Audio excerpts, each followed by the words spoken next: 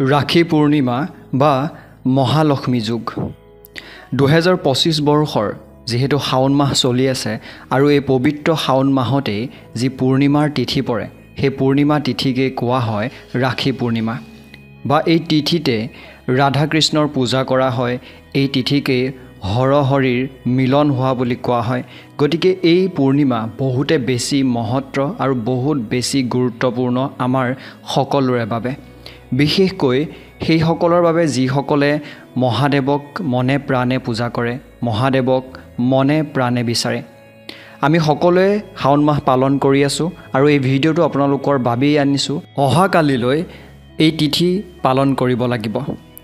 আমি সকলোৱে জানো যে এই তিথি দুদিনীয়াকৈ পৰিছে আৰু সেইকাৰণে আমাৰ মনত হয়তো ক'ৰবাত নহয় ক'ৰবাত কিছুমান কথা আহিছে যে আমি কোনদিনাখন এই তিথি পালন কৰিব লাগিব, কোনদিনাখন আমি মন্দিৰলৈ যাব লাগিব, কোনদিনাখন ব্ৰত পালন কৰিব লাগিব। এনেকুৱা কি কাম আছে যি কাম কৰিলে আমাৰ ঘৰখনৰ বাবে ভাল হয়, কাৰণ এই পূৰ্ণিমাক সৌভাগ্য পূৰ্ণিমা বুলি কোৱা হয়। সৌভাগ্য পূৰ্ণিমা বুলি কিয় কোৱা হয়? কাৰণ এই পূৰ্ণিমাত যদি আপোনালোকে সম্পূৰ্ণ নীতি বা পূজাৰ নীতি নিয়মসমূহ পালন কৰি আপোনালোকে যদি ভালকৈ মহাদেৱক সন্তুষ্ট কৰিব পাৰে বা পূজা পাতল কৰিব পাৰে, আপোনালোকৰ ঘৰখনৰ বাবে সৌভাগ্য কঢ়িয়াই আনে। কি কৰিব লাগিব, কেনেধৰণে কৰিব লাগিব আৰু তিথি কেনেকৈ কোনদিনাখন কোন সময়ত পালন কৰিব লাগিব, সকলোখিনিয়ে মই আপোনালোকলৈ লৈ আহিছোঁ এই ভিডিঅ'টো বহুতে বেছি মহত্বপূৰ্ণ আপোনালোকৰ বাবে। যদিও আপুনিও মহাদেৱক পুজিব বিচাৰে, আপোনাৰ ঘৰখনৰ বাবে সুখ শান্তি আনিবৰ বাবে পূজা কৰিব বিচাৰে বা মন্দিৰত নীতি নিয়ম কৰিব বিচাৰে বা যিসমূহ কৰিব লগা আছে কৰিব বিচাৰে, এই ভিডিঅ'টো আপুনি শেষলৈকে চাই থাকিব। মই আপোনাক বিশ্বাস দিছোঁ আপোনাৰ মন আৰু আপোনাৰ শৰীৰ পবিত্ৰ হৈ পৰিব এই সকলোবোৰ কাম কৰাৰ পাছত। লগতে এনেকুৱা 4টা ৰাশিৰ বিষয়ে মই আপোনালোকক ভিডিঅ'টোৰ শেষত জনাম, যিকেইটা ৰাশিৰ বাবে এই মহালক্ষ্মী যুগৰ সৃষ্টি যি হৈছে ৰাখী পূৰ্ণিমাত, সেই মহালক্ষ্মী যুগৰ সৃষ্টিৰ ফলত তেওঁলোকৰ জীৱনলৈ ভাল প্ৰতিফলন বা তেওঁ এক প্ৰকাৰে ক'ব পাৰে যে তেওঁলোকৰ কপাল ফুলিবলৈ আৰম্ভ কৰিব। ভিডিঅ'টো আগবঢ়াৰ আগত আপোনালোক সকলোলৈকে এই শাওন মাহৰ পুনৰবাৰ শুভেচ্ছা জ্ঞাপন কৰিছোঁ, এই পূৰ্ণিমাৰ শুভেচ্ছা জ্ঞাপন কৰিছোঁ। আপোনালোকেও কমেণ্ট বক্সত এবাৰ ওম নমঃ শিৱায় বুলি লিখিবলৈ নাপাহৰিব। এই ভিডিঅ'টো যদি চাই আছে ইমান সময় এটা লাইক কৰি দিব আৰু চেনেলটো যদি আপুনি প্ৰথমবাৰ চাইছে ছাবস্ক্ৰাইব কৰি কাষতে থকা ঘণ্টাৰ নিচিনা সেই সৰু ছবিটো চুই দিব, যাতে আপুনি এনেকুৱা ধৰণৰ ধাৰ্মিক ভিডিঅ'সমূহ চাবলৈ সুবিধা পায়। আমি হয়তো জানিব পাৰিছোঁ যে শাওন মাহৰ এই পূৰ্ণিমা দুদিনকৈ তিথি পৰিছে। আমি কোনদিনাখন পালন কৰিব লাগিব বা পূজা কোনদিনাখন কৰিব লাগিব? ইয়াতে পূজা আমি দুয়ো দিনাখনেই কৰিব লাগিব, দুয়োটা দিনতে কৰিব লাগিব। 22 শাওন 8 আগষ্ট অৰ্থাৎ অহাকালি শুক্ৰবাৰে আবেলি 1:57 পৰা এই তিথি আৰম্ভ হ'ব আৰু এই তিথি থাকিব শনিবাৰে 1:41 গতিকে এই সময়খিনিত আমি পূজা কৰিব লাগে। আৰু যিহেতু পূৰ্ণিমা তিথি, আমি যদি ঘৰত সত্যনাৰায়ণ পূজা বা ঘৰত যদি লক্ষ্মী পূজা অন্যান্য পূজাসমূহ যদি আমি কৰিব বিচাৰোঁ, তেনেস্থলত আমি শুক্ৰবাৰে ৰাতি এই পূজাসমূহ কৰাটো উচিত। শুকুৰবাৰে সন্ধিয়া 6:13 পৰা 39 সময়খিনি শুভ সময়। সেইকণ সময়ত আপোনালোকে পূজাৰ কাম বা বিধিসমূহ আৰম্ভ কৰিব পাৰে। আপোনালোকৰ ঘৰখনৰ বাবে এই পূজা বা এই সত্যনাৰায়ণ পূজাই হওক বা এই লক্ষ্মী পূজাই হওক বা ৰাধা কৃষ্ণৰ পূজাই হওক, আপোনালোকৰ ঘৰখনলৈ সুখ শান্তি কঢ়িয়াই আনিব। বহুতৰে মনত হয়তো প্ৰশ্ন হ'ব পাৰে যে সত্যনাৰায়ণ পূজা কৰিবলৈ বহুতে বেছি আমি হয়তো আয়োজন কৰাটো প্ৰয়োজনীয়। গতিকে যদি আপুনি তেনেকুৱা ধৰণৰ খুব সোনকালে বহুত কাম কৰিব নোৱাৰে বা আপোনাৰ ধৰি লওক সুবিধা নাইকিয়া, তেনেস্থলত আপোনালোকে ঘৰতে অকণমান ভোগ তৈয়াৰ কৰিব।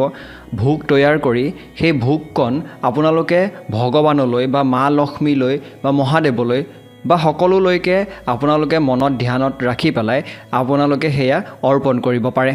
পূৰ্ণিমাৰ দিনাখন যদি আপোনালোকে কোনো আহঁত গছৰ তলত ঘিউৰ চাকি জ্বলাব পাৰে, সেয়া আপোনালোকৰ কাৰণে বহুত বেছি মংগলময় হয়। কাৰণ সেই ঘিউ চাকি গছে আপোনালোকৰ ঘৰখনলৈ আৰ্থিক দিশত উন্নতি কঢ়িয়াই আনে। আপোনালোকে ঘৰৰ বাৰীতে যদি আছে আহঁত গছজোপাত, সেই ঘিউৰ চাকি এগছ বা সৰিয়হৰ তেলৰ চাকি এগছ আপোনালোকে প্ৰজ্বলন কৰক আৰু আহঁতজোপাৰ 5 পাক আপোনালোকে ঘূৰি তাত সামান্য জল অৰ্পণ কৰক। এই সামান্য জল বা সেই সামান্য কামভাগে আপোনালোকৰ ঘৰখনৰ আৰ্থিক উন্নতিৰ ক্ষেত্ৰত যথেষ্ট অৰিহণা যোগাব। আৰু এই পূৰ্ণিমাৰ দিনটোক হৰিহৰৰ মিলন তিথি বুলিও কোৱা হয়, কাৰণ এই দিনাখনে শিৱলিংগত হৰিৰ আবিৰ্ভাৱ হৈছিলে। আৰু সেইকাৰণে এই দিনাখন আমি সকলোৱে মহাদেৱৰ পূজা কৰাৰ লগতে আমি এই দিনাখন হৰিৰ পূজা কৰাটো খুবেই বেছি প্ৰয়োজন। আৰু এই দিনাখন চন্দ্ৰদেৱৰ পূজাও আমি কোনোবা নহয় কোনোবাখিনিত কৰিব লাগে, কাৰণ এই দিনাখন চন্দ্ৰদেৱৰ পূজাও কৰা হয়। আপোনালোকৰ মনত এটা প্ৰশ্ন উদয় হ'ব পাৰে যে আমি ব্ৰত কোনদিনা পালন কৰাটো উচিত, বা যিহেতু দুদিনীয়া তিথি আমি ব্ৰত পালন কৰিলে কোনদিনাখন কৰিম। এনে ক্ষেত্ৰত আপোনালোকে যদি শুক্ৰবাৰে সন্ধিয়া সেই পূজাসমূহ কৰিম বুলি ভাবিছে, সত্যনাৰায়ণেই হওক, লক্ষ্মী পূজাই হওক, তেন্তে হ'লে শুক্ৰবাৰৰ দিনটোত আপোনালোকে ব্ৰত পালন কৰিব পাৰে। অন্যথা যিহেতু শুক্ৰবাৰে আবেলি 1:57 পৰা তিথি আৰম্ভ হৈছে, গতিকে সেই সময়ৰ পৰা পাছদিনাখন শনিবাৰে 1:41 সময়লৈকে ব্ৰত পালন কৰিব পাৰে। এনেকুৱা কোনো কথা নহয় যে আপোনালোকে একো নোখোৱাকৈ বা ব্ৰতেই পালন কৰিব লাগিব। আপোনালোকে সম্পূৰ্ণ নিৰামিষ খাদ্য গ্ৰহণ কৰিও এইসমূহ বিধি পালন কৰিব পাৰে বা এইসমূহ নীতি নিয়ম বা পূজা পাতল কৰিব পাৰে। আপোনালোকে ধ্যানত ৰাখিব যে আপোনালোকে কোনো ধৰণৰ নিৰামিষ আহাৰ, অৰ্থাৎ ক্ষমা কৰিব, আমিষ আহাৰ যাতে আপোনালোকে গ্ৰহণ নকৰে। পিঁয়াজ, নহৰু, আদা এনেকুৱা ধৰণৰ বস্তুসমূহ যিবোৰ মাংসত বা যিবোৰ আমি আমিষ খাদ্য খালে ব্যৱহাৰ কৰোঁ, সেইসমূহ খাদ্য নাখাই সম্পূৰ্ণ নিৰামিষ খাদ্য খাবলৈ যত্ন কৰিব। আৰু এই দিনাখন কোনো ধৰণৰ মাদক দ্ৰব্য বা তেনেকুৱা ধৰণৰ বেয়া বস্তু গ্ৰহণ নকৰিব।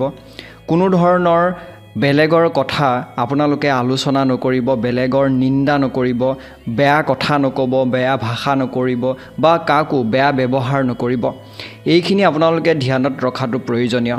যিহেতু তিথি আৰম্ভ হ'ব শুক্ৰবাৰে, গতিকে আপোনালোকে তিথি আৰম্ভ হোৱাৰ পাছত কোনো ধৰণৰ নখ, চুলি, দাড়ি এনেকুৱা ধৰণৰ যিবোৰ আমি কৰিব নালাগে সেইসমূহ কাম নকৰিব। এইদিনাখন আমি নিশ্চয়কৈ ৰাধা কৃষ্ণৰ পূজা কৰাটো প্ৰয়োজনীয়। গতিকে আপোনালোকে সম্পূৰ্ণ নীতি নিয়মেৰে পালন কৰিব। আৰু যিহেতু শনিবাৰে তিথি আবেলি 1:41 আছে, সেইদিনাখন আপোনালোকে মন্দিৰলৈ গৈ মহাদেৱক পূজা কৰিব পাৰে, মহাদেৱক আৰাধনা কৰিব পাৰে। সেয়া আপোনালোকৰ ঘৰখনৰ বাবে, আপোনাৰ বাবে বহুতে বেছি মংগলময় হ'ব। শনিবাৰে আপোনালোকে ৰাতিপুৱা সোনকালে শোৱাৰ পৰা উঠি সম্পূৰ্ণ পৰিষ্কাৰ হৈ যদি পাৰে গংগা জলেৰে আপোনালোকে স্নান কৰিব। আৰু সেই স্নান কৰাৰ পাছত আপোনালোকে খুব শুদ্ধ বস্ত্ৰ পৰিধান কৰি মন্দিৰলৈ যাব আৰু মন্দিৰত গৈ পিয়ৰ সৰিয়হৰ তেলৰ চাকি বা ঘিউৰ চাকি আপোনালোকে প্ৰজ্বলন কৰিব।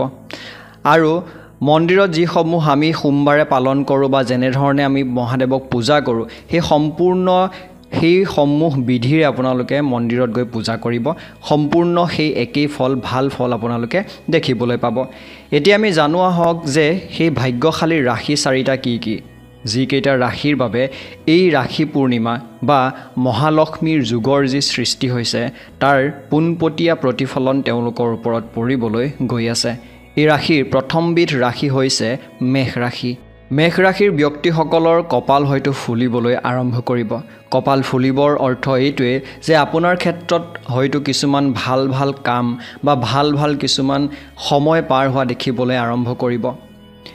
আপুনি বহুত বেছি যদি অশান্তিটো ভুগি আছিলে বা আপোনাৰ যদি জীৱনটো খেলি মেলি পথত গৈ আছিলে, তেনেস্থলত যদি আপুনি ভাবে যে আপোনাৰ জীৱনটো পুনৰ সেই সাধাৰণ পথত বা ভাল পথত আপুনি আনিব বিচাৰে, নিশ্চয়কৈ এই সময়খিনি আপোনাৰ বাবে উপযোগী হ'ব। আপুনি নিজক সুন্দৰকৈ পুনৰ সংস্থাপন বা পুনৰ আপোনালোকে ভাল পথলৈ ঘূৰাই আনিব পাৰিব।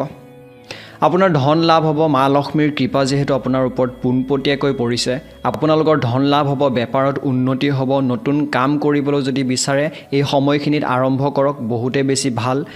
যদি আপোনালোকৰ বহুতো ধৰণৰ ধাৰ ঋণৰ পৰা আপোনালোকে আবদ্ধ হৈ আছিলে আৰু যদি বিচাৰে সেইখিনিৰ পৰা মুক্ত হওঁ বুলি, নিশ্চয়কৈ সেই ক্ষেত্ৰত মুক্ত হ'ব পাৰিব। ইয়াৰ পিছত 2 নম্বৰৰ ভাগ্যশালী ৰাশিবিধ হৈছে কন্যা ৰাশি। কন্যা ৰাশি ব্যক্তিৰ ক্ষেত্ৰতো সেই একেইখিনি কাম আপোনালোকে যদি কৰিব বিচাৰে, উন্নতি আনিব বিচাৰে, নিজৰ ক্ষেত্ৰত কৰিব পাৰে। আৰু আপোনাৰ বিশেষকৈ চাকৰি যোগ কিন্তু দেখিবলৈ পোৱা যায়।